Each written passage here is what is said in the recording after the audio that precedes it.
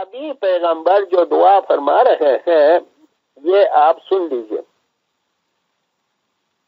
یہ فرمانے کے بعد کہ من کنت مولاہ فہذا علی مولاہ، اس کے بعد پیغمبر نے دعا کی اللہم، اے اللہ.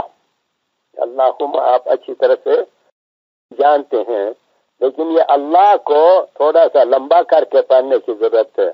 اللہم والی من والاہ وآدی من آداہ وانصر من نصرہ واخذل من خذلہ وأجر الحق معہ حیث دار.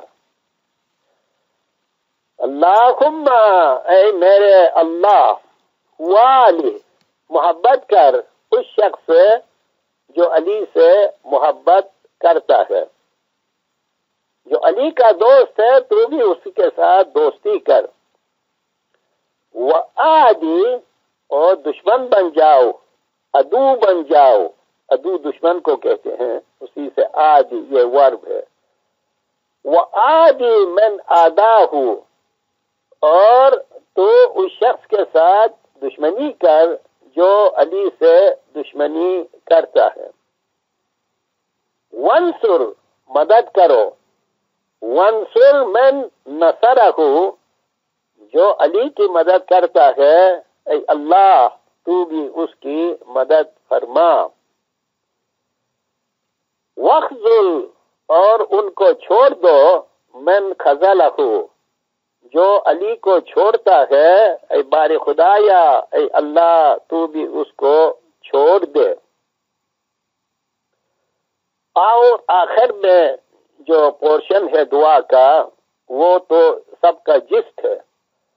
وَأَدْرِ الْحَقَّ، اور حق کو اس راستے پر چلاؤ.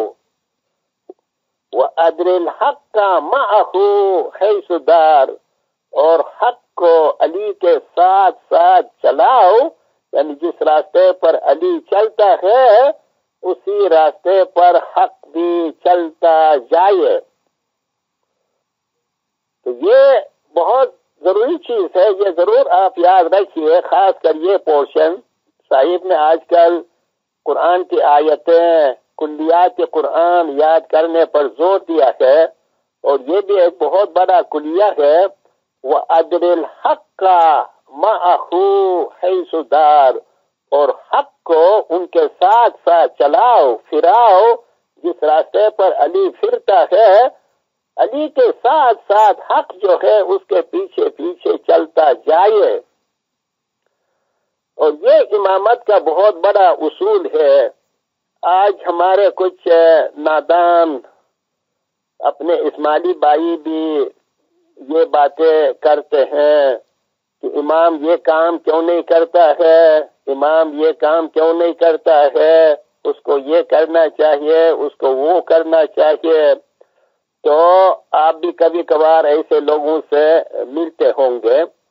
تو ایسے حضرات جو ہیں وہ دین کی جو بنیادی باتیں ہیں، جو اسینشل اور فنڈامنٹل باتیں ہیں دین کی، ایسی باتوں سے وہ لوگ آگاہ نہیں ہے، باخبر نہیں ہے. یہ ہم لوگوں کا کام ہے. خداوند نے ہمیں اتنا عظیم علم سے نوازا ہے تو ہمیں شکر گزاری کے ساتھ یہ پاک علم ہمارے بھائی بہنوں کو پہنچانا ہے، تاکہ وہ اس طرح غلط فکر کرنے کی طرف نہ جائے. ایسی غلطی میں کوئی پڑا ہے تو اس کو سیدھا راستہ دکھانے کی ضرورت ہے. تو ایسا نہیں ہے کہ حق پہلے سے کوئی چیز موجود ہو اور پھر امام یا پیغمبر اس کے پیچھے چلے، ایسی بات نہیں ہے. حق جو ہے وہ پیغمبر کی اپنی ذات ہے، پرسنالٹی ہے اپنے زمانے میں، اور پیغمبر کے بعد امام کی ذات ہے.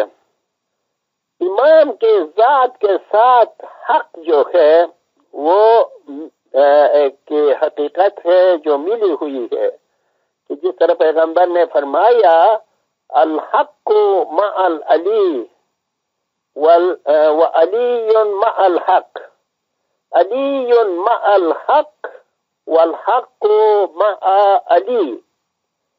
علی جو ہے وہ حق کے ساتھ ہے اور حق جو ہے وہ علی کے ساتھ ہے، یعنی حق اور علی کوئی دو الگ الگ چیزیں نہیں ہیں کہ جس طرح آپ کے پاس ایک گلاب ہے، ایک روز ہے، روز الگ اور اس کی خوشبو الگ نہیں ہوتی ہے۔ یہ مثال بہت اچھی ہے، آپ اس کو ضرور یاد کیجئے۔ روز گلاب کا جو پھول ہے، ایسا تو نہیں ہے کہ گلاب کا پھول الگ ہے اور اس کی خوشبو الگ ہے۔ تو گلاب اس لیے گلاب ہے کہ اس کی خوشبو بہت اچھی ہے، اور اس اچھی خوشبو کا وجود کہاں سے ہے؟ گلاب سے ہے۔ اس لیے آپ دونوں کو الگ نہیں کر سکتے ہیں۔ اس لیے صاحب نے فرمایا ہے، حق شناس از مرتضی شو، یاد حق جو بو تراب۔ حق شناس از مرتضی شو، مرتضی سے، علی مرتضی سے حق کو پہچاننے کی کوشش کرو۔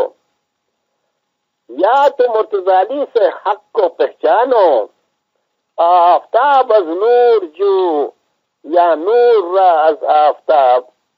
اگر آپ کو سورج کی حقیقت معلوم کرنی ہے تو آپ روشنی کی طرف دیکھو، تو جو روشنی کا سورس ہے اسی کا نام سورج ہے۔